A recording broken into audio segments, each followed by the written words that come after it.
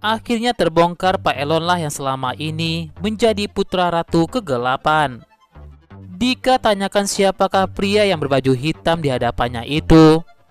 Pria itu mengaku pada semuanya jika dirinya adalah putra dari ratu kegelapan. Pria itu jelaskan pada mereka jika mereka adalah rumah dari 5 jiwa kegelapan.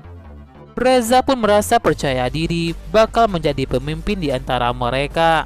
Putra ratu kegelapan katakan tak bisa kepada Reza karena hanya gerbang kegelapanlah yang bisa menjadi pemimpin, yaitu Dika. Reza pun lantas tak terima. Reza pun lantas mendapatkan sebuah hukuman dari putra kegelapan. Reza pun lantas dihukum. Tubuh Reza pun lantas diangkat setinggi-tingginya lalu dijatuhkan. Putra kegelapan katakan tak ada yang boleh melawan perintah dari dirinya. Putra kegelapan beri sebuah koper untuk mereka. Koper itu berisi jaket buat mereka. Kelompok mereka bernama Black Cobra dan Dika menjadi ketuanya. Setelah putra kegelapan menghilang, Dika pun lantas gunakan jaket itu. Katakan jika Dika adalah pemimpin mereka semua. Tiara pun lantas perkenalkan dirinya. Dika ucapkan selamat datang di kegelapan. Sementara itu, putra ratu kegelapan melapor kepada ibu kandungnya itu jika kejahatan sudah sempurna. Ternyata putra kegelapan itu adalah Pak Elon sendiri. Pak Elonlah yang selama ini menyamar menjadi seorang pria misterius berbaju hitam. Sementara itu, Dika pun minta anggota-anggotanya itu untuk sembunyikan identitas Dika sebagai pemimpin. Reza pun lantas berpikir jika Dika malas menjadi pemimpin mereka. Dika pun minta Reza agar tidak menjadi sok tahu.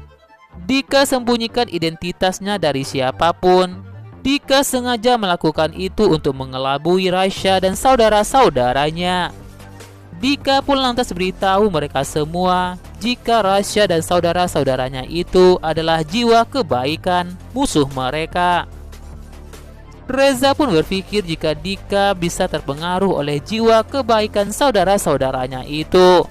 Dika minta Reza tak khawatir karena mereka tidak bakal terpengaruh. Dika pun minta mereka untuk melakukan tugas mereka, yaitu menyebarkan kejahatan. Mereka dalam 30 menit ke depan harus menyebarkan kejahatan, dimulai dari Dika. Sementara itu, Adara pun akhirnya pulang dari rumah sakit. Abi Fajar pun sangat senang menyambut kedatangan Adara. Naura pun tak sengaja mendengar suara hati dari Adara. Saat itu Adara mencari Dika karena Dika tak menyambut kedatangan Adara.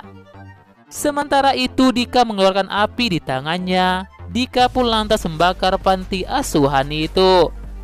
Tiba-tiba tangan Rasya memerah dan kesakitan. Semua itu berhubungan dengan kejahatan yang dilakukan oleh Dika. Irsyad tanyakan apa yang dirasakan oleh Rasya. Rasya tak tahu jika itu pertama kali tangan Rasya seperti itu. Rasya pun lantas minta saudara-saudaranya tak khawatir. Rasya berpikir jika itu efek dari latihan yang telah dilakukan oleh Rasya. Naura pun ingin berikan sebuah minuman kepada Rasya. Tiba-tiba sebuah lemari hampir menimpa Naura. Rasya pun lantas melindungi Naura dengan kekuatannya. Naura pun merasa beruntung punya pacar sekuat Rasya. Sementara itu, tangan Rasya kembali memerah akibat Reza dan Dika maling di atas angkot. Gibran pun berhasil menyelamatkan Rasya dan Naura yang hampir saja tertimpa sebuah lemari. Sementara itu, Reza dan Dika pun sangat senang sekali dengan hasil rampasan mereka hari ini. Naura pun merasa khawatir dengan Rasya. Naura pun lantas menaruh batu es di tangan Rasya. Rasya pun merasa lebih baik. Rasya pun ucapkan terima kasih kepada Naura. Gibran pun merasa menjadi nyamuk di antara Rasya dan Naura melihat sikap romantis Naura kepada Rasya.